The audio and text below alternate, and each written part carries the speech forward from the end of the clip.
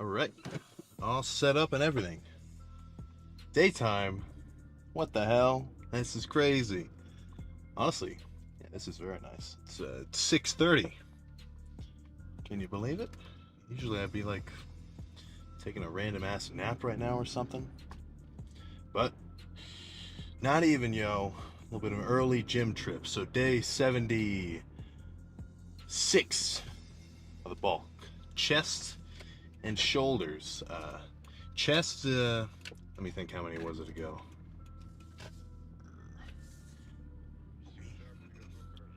Maybe about a week and a half, 2 weeks ago. I'm going heavy on dumbbell bench. I was trying to, I was working up to the 175s. So on the set of the 165s, I could kind of, like on the third rep, I could feel I pulled a little something, which I like heard a long time ago. So chilled out. I've just been doing cable stuff for chest. Uh, still getting a reasonable amount of tension. Not as much as I could if I was doing legit bench or machine press. But again, I mean, the worst thing I could do is just try to jump back into the heavy weight too early and end up re-injuring myself, right? So this isn't such a bad case where I really have to like be crazy careful, but why the hell would you want to take a step backwards? So I'll probably just end up doing the cable shit again. Maybe I'll like test out how it feels on a chest press, like a machine, because like I'll be able to have a good gauge of whether or not I feel ready, as long as I don't like jump to a crazy weight out of nowhere. But yeah, so chest is just going to be shoulder. What am I saying? Cable stuff, maybe a little bit of flies, presses. That's pretty much going to be it. And then shoulders, ton of lateral raises. It's honestly the greatest side delt lift that you can do. Now, you can do other shit, like I do like the seated lateral raise machine, where you have your arms on the pads and stuff. And the single arm cable ones are cool too. It's fine. But just as an overall lift, it's going to be hard to beat the just dumbbell lateral raises with, a reasonable amount of weight. And then in terms of rear delts, I've been liking face pulls, reverse pec deck, bent over, lateral raises. So just imagine a lateral raise, but you bend over so you're working your rear delt. In terms of front delts, I don't do any kind of overhead pressing anymore, just because your front delts can be developed to a point where they're big enough, and it's just kind of pulling your shoulders forward. The more emphasis you can put on the sides and the back, as long as the front is developed, it's going to give you a way rounder look to the shoulder. And sure, if you're looking at yourself from the front and you got your big front delts, looks cool. You can kind of see a little bit of an angle, like some shadowy stuff here. But from the side and the back, if you've got no rear delts, you're just going to look all hunched over and sad. Terrible. So I used to do, overhead dumbbell press. Loved it. I would do behind the neck Smith machine. Love that too. I love doing front raises like with dumbbells, right? Just pump the shit out of them. But no longer. So shit, let's just drink this pre and get in there. Purely by feel, this is easily at least it's got to be up there with the best chest bump ever, which would make sense considering I'm bulking and I've never really been this heavy before. So oh my god, let's check it out. If I can even fucking take my shirt off.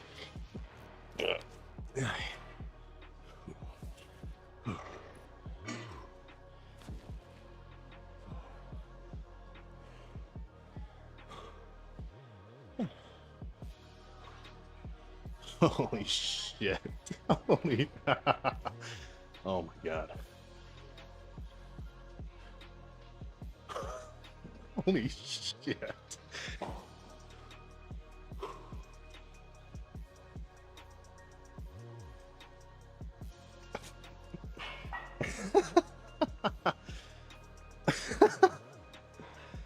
Nice. Oh my god.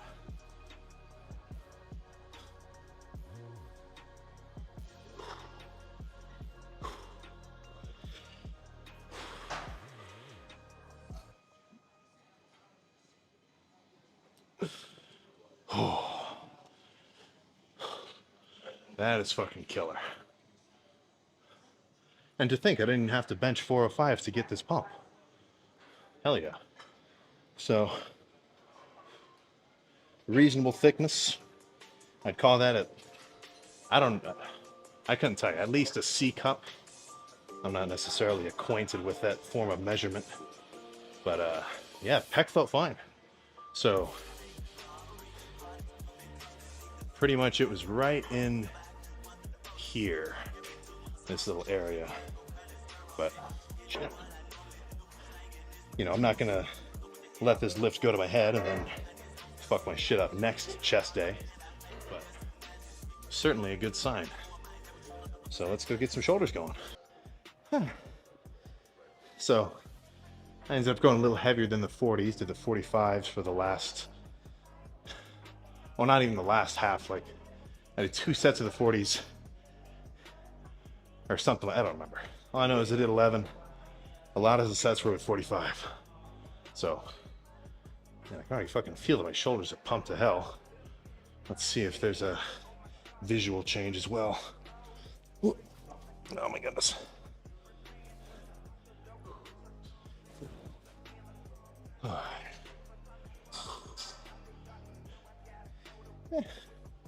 Yeah, it's hard to tell.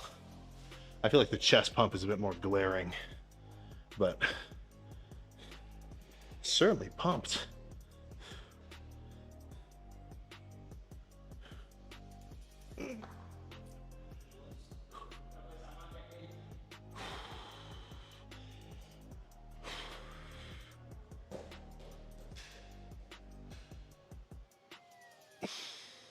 Oh. It's fucking hard to do vacuums when you're bulking, that's for sure. But yeah, shit, shoulders. The rear delt's going crazy.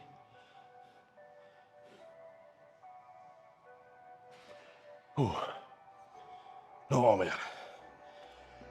Not much else to talk about.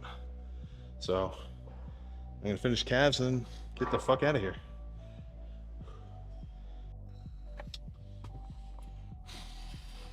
Chest and shoulders complete. Very good lift.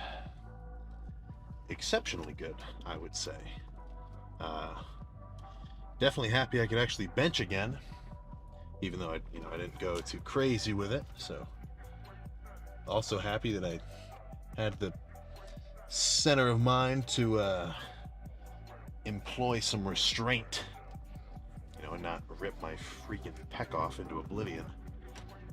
So 315 for those few sets. Felt good. I was confident with it. Didn't feel like it was gonna get hurt at all.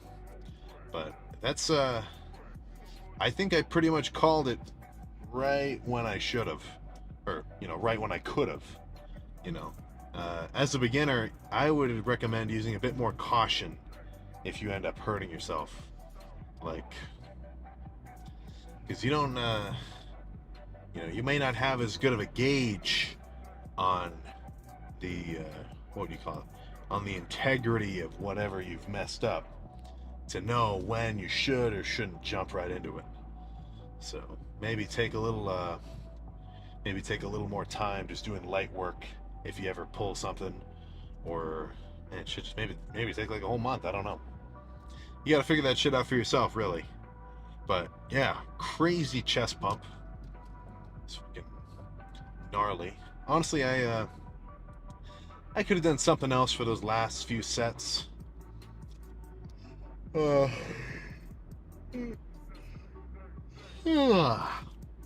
Those cable presses were kind of starting to feel old. I've been doing just those cable presses for chest for like the past what was it, 2 or 3 chest days? Maybe 2. I can't remember. You gotta look back for yourself. But in retrospect, I think I would have wanted to do some just cable flies instead. But either way, crazy pump, shoulders again.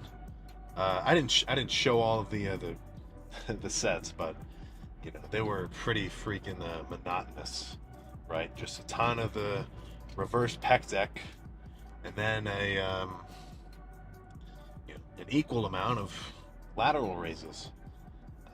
Shoulders, I say this all the time, it's not complicated, right? All you gotta do is fucking, moderate amount of weight, 10 to 20 reps, such that by the time you're done with your set, you at least feel a significant burn. Everyone loves talking about training to failure, which, there's guaranteed some legitimacy to that. If you're benching or if you're squatting, it's easy to go to failure, right? On a compound lift, when failure is, right? Because if you load up a lot of weight, it's not going to be hard for you to do, however many reps, and then just be physically unable to do another one, right? Failure is easiest to achieve on a compound lift.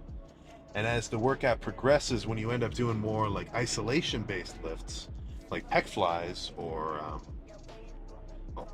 lateral raises, whatever, failure gets a little bit more ambiguous of a term, right? Because one of those sets of pec flies I was doing, I did maybe 10 reps where I could actually touch my hands, and then I couldn't touch my hands anymore. So did I reach failure right then? Well, I've still got more gas in the tank, so rather than just end the set once I couldn't, touch my hands again, right? I still did partials, until I was like barely even fucking moving the weight. So, training to failure, certainly what you want to go for on a compound lift or, your heavy sets. But for the most part, you're just going to have to be able to use your own discretion to tell yourself, okay, that was a good set. I really pushed myself. Because with those lateral raises, you can still keep going with partials and try to burn out like crazy without like actually reaching failure. Because you'll always be able to move it a little, right? Even if it's right by your sides, you can move it a little bit. So it's kind of just up to you to be able to say, okay, that was good. That was enough. But since it's up to you, right? You also have to be able to know if you're actually going hard or if you're just reaching a level of discomfort in the set where you're like, okay, that was hard, I'm done. Because if let's say you're curling the 30s, and that's a moderate weight for you, it's not that crazy. You could get to 10 reps and feel a good burn in the biceps, right? But you could probably do 15 more. You're capable of doing it. So you really just got to be able to keep going on the reps. That's really the mental aspect of it. Like when you hear no pain, no gain, that's what I would really refer to it as. If you do a set of bench, your chest isn't, and it's a really heavy set, your chest isn't going to be like burning. And the reason that you have to end the set is because you're like, oh wow, oh my chest burns so much, oh it fucking hurts. No, you're going to have to end the set just because you're physically too weak to do another rep, right? But when you move on to something like flies again, that's where it's more of a, like I just fucking said, like a mental game. But end of the day, regardless of your split, your reps and your sets, most important factor in your day-to-day growth is going to be your intensity in the gym. You've got to actually be able to go fucking hard. And in the long term, maintaining that intensity, you've got to look around at all sorts of different sources of information, like watching full-on workout videos on YouTube of guys, or like TikTok tips or whatever, even like JPG, all sorts of just people talking about lifting, and absorb that information and be able to decide what is legit and what is just random BS. And that's pretty important because in terms of fitness, you know, you're not necessarily taught. I mean, you're definitely not taught shit about diet in school or as a kid. You know, there's so much random bullshit that people say. Oh, bread makes you fat. Oh, like it's just random BS that has no scientific basis, but it's just in people's minds. So it's not hard for somebody to just spout nonsense, and the fact that they're big makes them seem reputable to the general public. So if you actually want to, you know, learn and progress and be able to, you know, understand what you're doing and why you're doing it, then you've got to be smarter than the layman and be able to figure that shit out for yourself. So I'm gonna go home, eat some more food. Tomorrow's gonna be back day. Gonna go freaking hard. That's the end of it. So next chest day, I'll go a little bit heavier. Try not to push it. And then the next chest day after that, maybe I'll go even heavier. 4 plates, it's coming back. Just wait for it. Oh yeah, the dextrose shake, I already drank it. I was just chilling in the gym for a while, so I just had it when I was in there. I did not forget. So if you're worried about that, don't be concerned. So I will see you next time.